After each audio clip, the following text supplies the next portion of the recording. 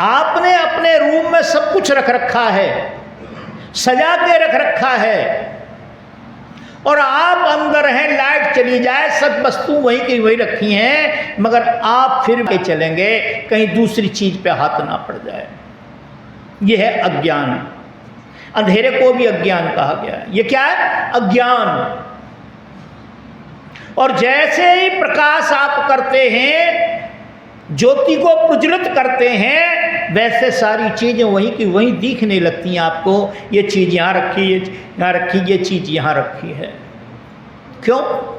कि ज्ञान हो गया, अज्ञान समाप्त हो गया।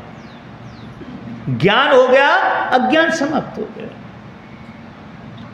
तो संत कह रहे हैं कि मेरे जादिन से मरे भरतार। भरतार माने पति होता है। जिस दिन से मेरा अज्ञान समाप्त हो गया, उस दिन से सारे के सारे सिस्टम ठीक हो गए। अज्ञान क्या है? ये मेरा शरीर अज्ञान है। ये मेरा शरीर अज्ञान है। कई बार लोग कहते हैं गुरुजी शमशान घाट में जाते हैं तो उस समय पर बड़ा ज्ञान होता है। हमने कहा तुम्हें ज्ञान कभी हो ही नहीं सकता, तुम तो बेकार की बात कर रहे हो। वहां तुम्हें अनुभव होता है, अनुभव, मगर फिर भी वह चालाकी और मक्कारी से बाज नहीं आते हैं आप। अरे जल्दी करो यार, मेरा बाजरा सूखा जा रहा है, जल्दी करो, घर पर रिश्तेदार आए बैठे हैं, मैं तो यहां आ गया हूं क्योंकि लिस्ट में नाम नहीं आएगा। हमारे बाप के मरने में कौन आया था, कौन नहीं आया। देखो कितनी बुरी बात है यहां के क्षेत्र की। बतारी करने जाएंगे, गिनती गिनी जाएगी कितने लोग जा रहे हैं, कितने ट्रैक्टर जा रहे हैं। अरे भैया, ये पूरी दुनिया को उठा ले जाओ तो उससे क्या होगा? क्या होगा उससे? कुछ नहीं होगा। तो हम वहां भी चालाकी और मक्कारी से बाज नहीं आते हैं। हम क्या करते हैं? जल्दी खत्म हो। तो क्या हो रहा है? आपको अनुभव हो रहा है कि एक दिन यहां आना पड़ेगा, यहां सम होना पड़ेगा। इसमें से जिस दिन शिव निकल जाएगा, यह सब रह जाएगा। जब तक शिव है इसके अंदर, ये बोल रहा है, चल रहा है, खा रहा है, पी रहा है, नहा रहा है, पूजा कर रहा है, प्रार्थना कर रहा है, ध्यान कर रहा है, चोरी कर रहा है, मक्कारी कर रहा है, डकैती डाल रहा है, बाजू भुला रहा है।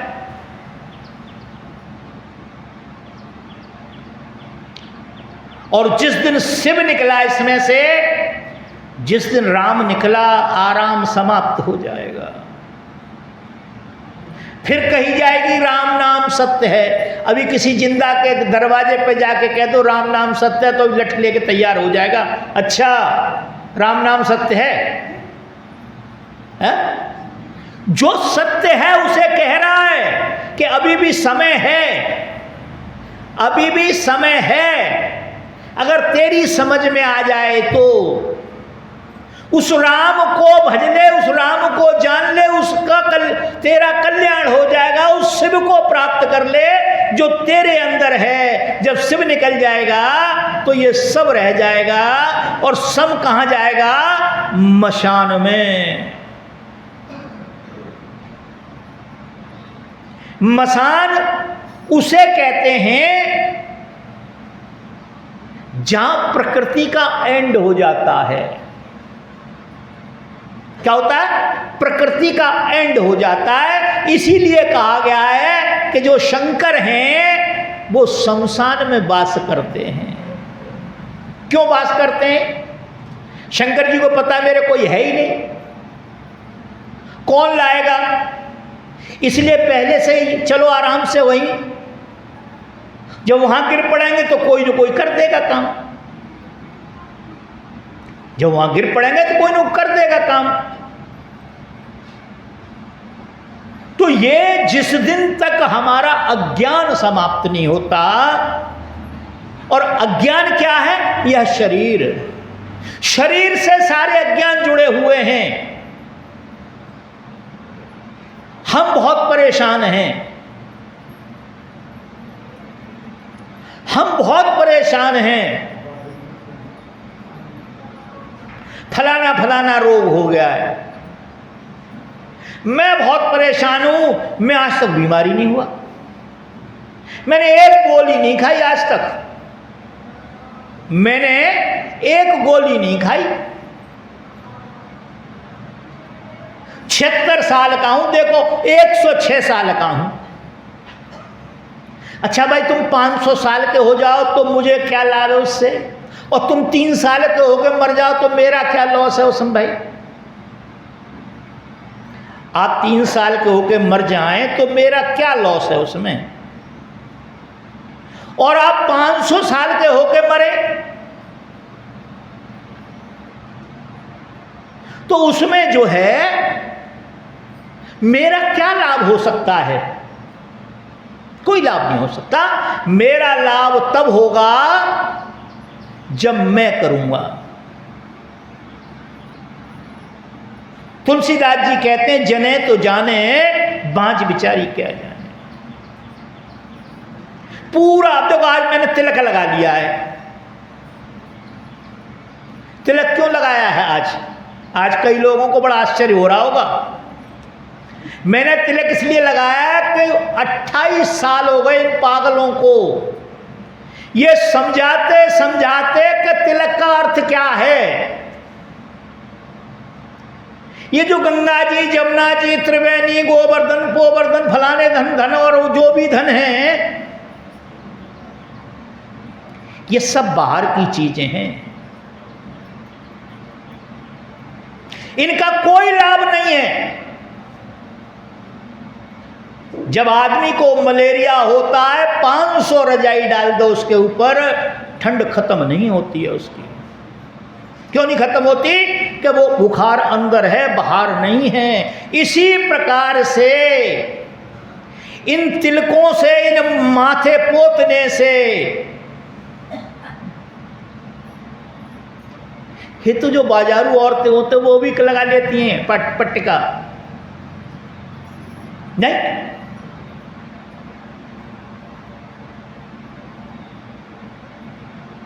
इससे कोई लाभ नहीं होगा। करने से लाभ होगा, अच्छे बनने से लाभ होगा, भजन सुमरण करने से लाभ होगा, परमात्मा की प्राप्ति करने से लाभ होगा। और यह मनुष्य का जन्म केवल परमात्मा की प्राप्ति के लिए मिला है और किसी के लिए नहीं मिला है। और अब नहीं पाया तो फिर होगा नहीं। एक संत कहते हैं कि जो मन भयो जियत बस नानी। यदि हमारा मन जीते जी बस में नहीं हुआ, जो मन भयो जियत बस नाही, तो देवे बहु त्रासा। त्रासा माने कष्ट, फजियता कर देगा। जो मन भयो जियत बस नाही, तो देवे बहु त्रासा। संतो जीवत ही करो आशा। क्या करो? जीते जी आशा करो मोक्ष की, परमात्मा के प्राप्ति की, सुख की। ये बाहर जो है खेल खिलौने के, छोटी छोटी बच्चियां होती थी पहले, और बच्चे भी होते, दगड़े में बैठ जाते, मिट्टी गूंथ लेते थे। कोई चूल्हा बना रहा है, कोई तवा बना रहा है, कोई रोटी बना रहा है, चिमटा बना रहा है। थोड़ी देर बाद मनुआ मर गया, खेल बिगड़ गया, सब मट्टी फिर वहीं की वहीं रख दी, फिर मट्टी वहीं की वहीं रख दी। कारण कि मिट्टी है वो तो शमशान घाट में जाके ये प्रकृति समाप्त हो जाएगी। जो जहां की चीज है वो वहां प्राप्त खत्म हो जाएगी। आप हिंदू हैं तो आपको जला दिया जाएगा, हिंदू के यदि चिन्ह है तो, और मुसलमान के चिन्ह तो दबा दिया जाएगा। और यदि हिंदू और मुसलमान के चिन्ह नहीं है, आप किसी जंगल में जाके गिर जाएं, शरीर गिर जाए आपका, तो वहां प्रकृति आपका काम कर देगी। प्रकृति हिंदू मुसलमान कुछ नहीं देखती है। 6 घंटे के बाद आपकी बॉडी फट जाएगी और बैक्टीरिया उसमें चालू हो जाएंगे, प्रोसेस चालू हो जाएगा, खेल खत्म हो जाएगा। आग आग में पहुंच जाएगी, जल जल में पहुंच जाएगा, मिट्टी मिट्टी में पहुंच जाएगी, आकाशी तत्व आकाशी तत्व में पहुंच जाएगा। सब अपने अपने खेल खत्म हो गया।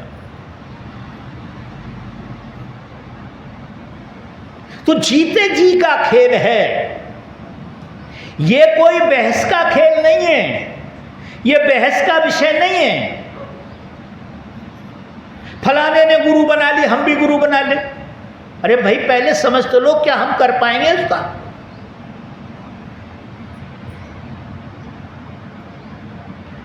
हमारा आश्रम वृंदावन में है, तो वहां मैं उस समय पे चाय पीते और बीड़ी की तलब थी मेरे को। तो हमारे आश्रम में बीड़ी चाय हुक्का पानी कुछ नहीं होता उसमें। तो आश्रम के पीछे गली थी, तो एक दिन जा रहे हैं वहाँ से, तो मैंने एक सिगरेट ली और उस दुकानदार के यहाँ देखा एक बहुत बड़ा बोर्ड लग रहा, और जो उस समय के जितने प्रसिद्ध संत थे सबकी फोटो लगा रखी उसने। मेरे को बड़ा आश्चर्य हुआ कि शिष्य एक का होता है, ये तो बड़ा गलत सा खेल कर रखा है। 10-12 फोटो लगा रखे उसने। मैंने उससे पूछा, भाई आप कहां से जुड़े हुए? मैंने बोला मैं तो सब जगह से जुड़ा हुआ हूं। मैंने की भाई तो ये तो कोई बात नहीं, सब जगह जुड़ने का मतलब तो कहीं से नहीं जुड़े हुए। उन्होंने कि महाराज जी आप अपना काम करो, मुझे अपना काम करने दो। अरे मैंने कि नहीं भाई फिर भी। उसने कहा मैं किसी से नहीं जुड़ा इन नंगाओं से। मैंने कि फिर ये लगा क्यों रखें? वो लगा इसलिए रखें जिसका शिष्य होता है वो यहां आ जाता है, सौदा ले जाता है और मैं जेब काट लेता हूं उसकी। ये तो हमारे गुरु का शिष्य है, ये हमारे गुरु का शिष्य है। मैंने सबकी शिष्यता धारण कर रखी है, जेब काटने का धंधा कर रखा है मैंने तो। वैसे तो आदमी रेट भाव भी करता है, जब देख लेता है मैं निरंकारियों का भी चेला हूं तो निरंकारी आ जाता है, फिर कोई भी बेचारी भी, सब आ जाते हैं। क्या आ जाते हैं? सब आ जाते हैं, सब काम करते हैं। तो इसी प्रकार से हम नहीं करेंगे, आप भोजन करेंगे आपका पेट भरेगा, ये कभी नहीं हो सकता। बुखार आपको आए दवाई में खा लूं ठीक आप हो जाए। दाढ़ में दर्द मेरे है, दांत में दर्द मेरे है, दवाई आप खा लें दाढ़ का दर्द और मेरी दाढ़ का दर्द और बुखार मेरा जो है ना दस्त बंद हो जाए। हो सकता है ऐसा? नहीं हो सकता। ये ऐसा कोई प्रावधान ही नहीं है।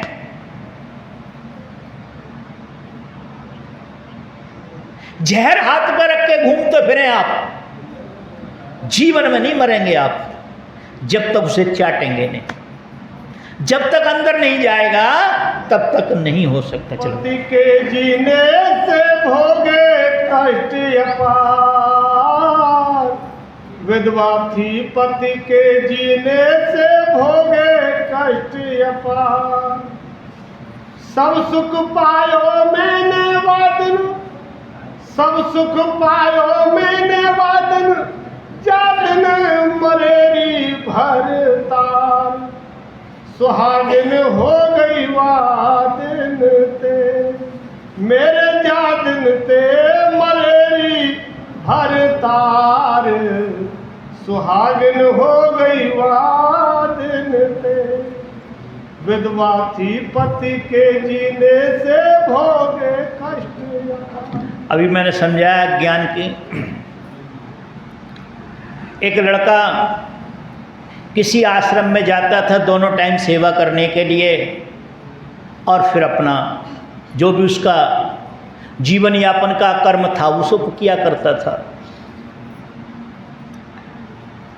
एक दिन वो लेट हो गया,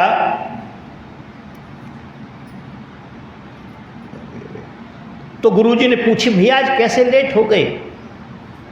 आज तो सारा सिस्टम चेंज हो गया, हमारा भी काम खराब हो गया।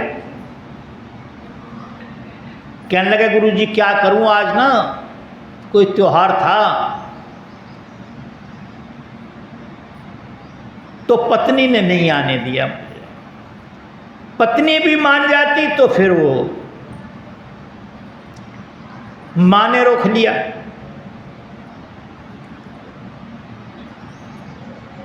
संत ने कहा चलो कोई बात नहीं, बस टाइम से आया करो। उस बच्चे ने कहा हाँ महाराज समय से तो आया करूंगा, पर कोई बात नहीं है महाराज, अब समय से क्या, कभी कभी तो प्यार में बंध जाता हूं मैं, वो सब मेरे से बड़ा प्रेम करते हैं। गुरुजी ने कहा मूर्खानंद, कोई तुझसे प्रेम नहीं करता है, तू मूर्ख तो नहीं है कहीं, तुझसे कौन प्यार करता है? तू अपने से तो प्यार करते ही नहीं, तेरे से कौन प्यार करेगा? बोला नहीं गुरुजी, मेरी पत्नी यूं, मेरी माँ यूं, मेरा बाप यूं। उनने की बेटा ये तेरा भ्रम है, ये तेरा ज्ञान है, ये तेरा ज्ञान है। तुझसे कोई प्रेम करता है? नहीं, तुझसे कोई प्रेम नहीं करता, कोई किसी से प्रेम नहीं करता। यहां किसी के किए हुए कर्म को कोई ऊपर धारण नहीं कर सकता। ये सब बेकार की बात है। नहीं,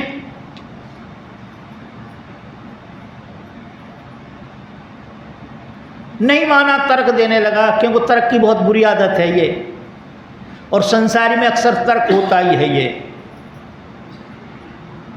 जैसे कि एक किसान आदमी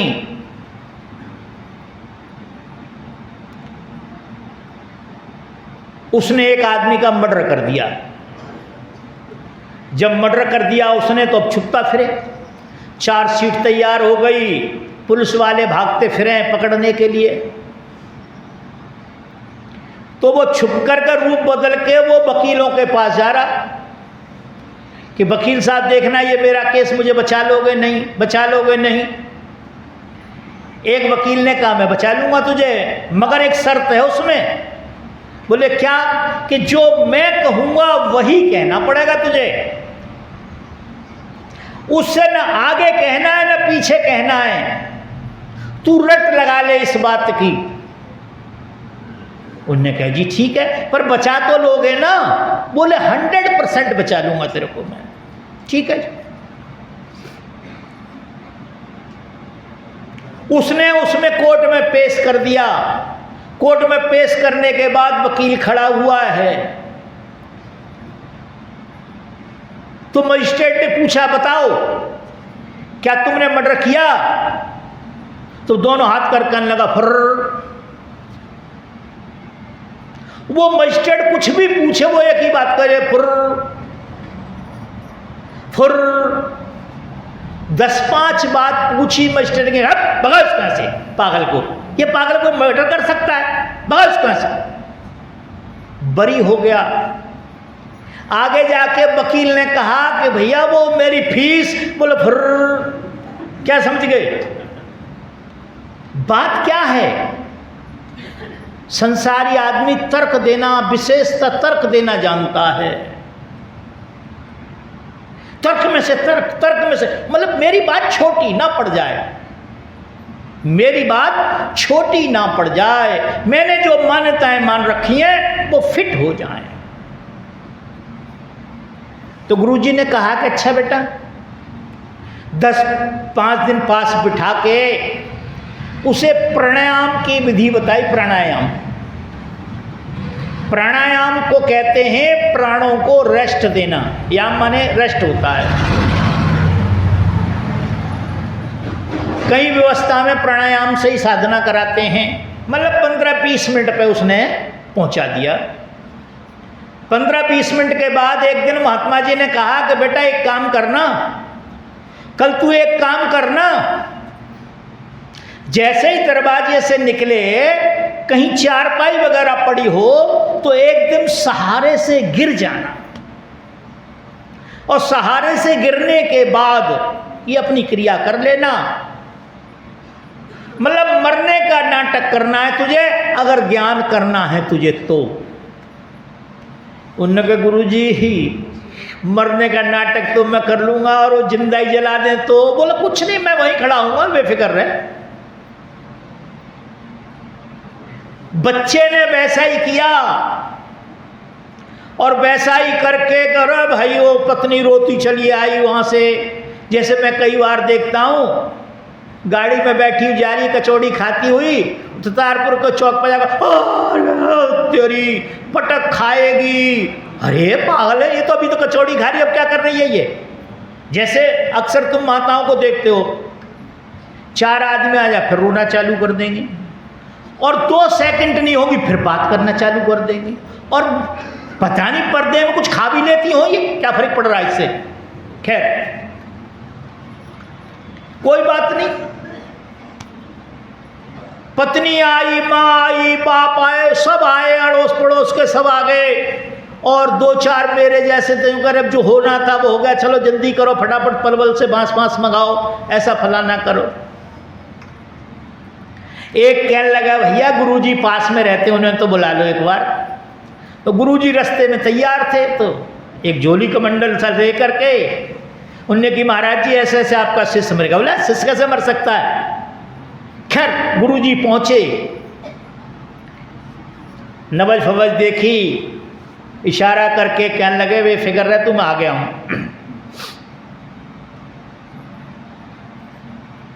गुरुजी ने कहा देखो भाई बात ऐसी है, इसकी अकस्मात मौत हुई है, अकाल मृत्यु हुई है, इसकी अकाल मृत्यु।